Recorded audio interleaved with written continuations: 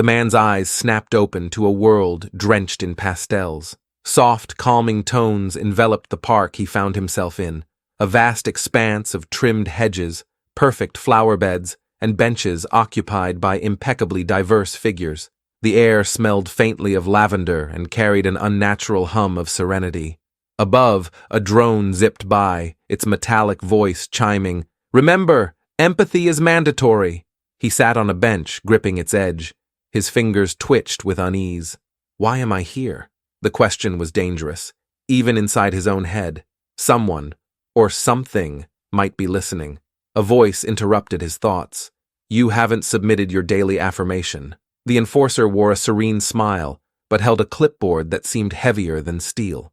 Behind them hovered a sleek black drone, its glowing eye fixed on him. I. His throat tightened. He needed to respond perfectly. The wrong word could mean a recalibration session. "I honor all lived experiences," he managed. The enforcer nodded, jotting something on their clipboard. "Good. Your tone could use improvement, but we'll let it slide today." The drone whirred away, and the enforcer drifted to their next subject. The man exhaled and rose, legs trembling. Around him, citizens wandered like mannequins, each movement deliberate, each expression carefully curated to project benevolence. He noticed a woman hesitating near a fruit stand, torn between an apple and an orange. A passerby caught her indecision and whispered, "Remember, balance. Apples support tradition. Oranges affirm change." Every choice, no matter how trivial, came with judgment. He walked faster. His sanctuary, if it could be called that, was a soundproofed booth in the Equality Center. It was cramped and sterile, the walls lined with posters proclaiming, "Safety is freedom and uniformity, liberates us all." There, he could remove his compliance badge and exhale without fear of surveillance. But even the sanctuary demanded obedience. A screen blinked on the wall, listing his pending tasks. Submit 4 self-critiques. Complete an identity shift survey. Renew pronoun designation by midnight. He rubbed his temples. His head throbbed, a dull, growing ache that refused to fade. There was no escape from the noise, the endless expectations, the rules layered upon rules. The ache intensified. He closed his eyes and woke with a gasp in the pod. White light burned his eyes. He clawed at the glass until the lid hissed open. The sterile air stung his lungs, sharp and cold compared to the suffocating world he'd just escaped. "How long this time?" His voice cracked. 76 hours! The chief scientist's voice was clinical, detached. She tapped a clipboard. "Your resistance is holding steady.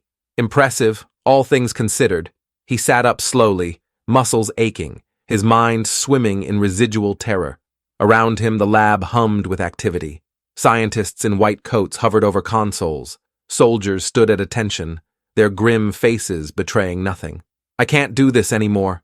His words spilled out, raw and pleading.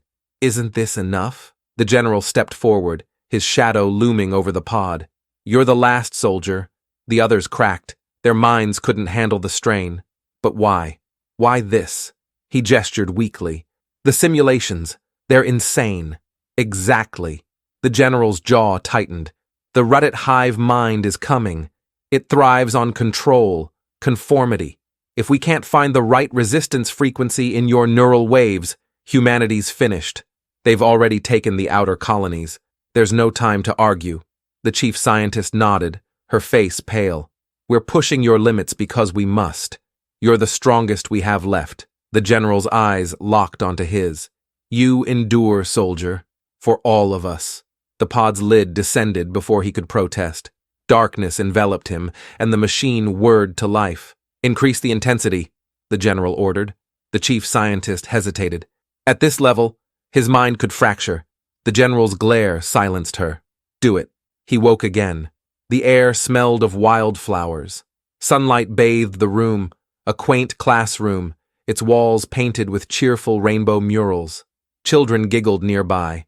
Something felt off. He looked down. His heart froze. A pink dress clung to his slight frame. His hands were small, soft, unscarred. His reflection in the classroom window showed a young boy, no older than 7. hair neatly combed, eyes wide with confusion. "Welcome to Reaffirmation Day," a chirpy voice sang. A teacher, her, masculine face, approached with a tablet. "Today, we'll learn about the joy of embracing fluid identities." The boy's lips moved without permission, forcing words he didn't choose. "I'm excited to grow and adapt." Inside, the man screamed.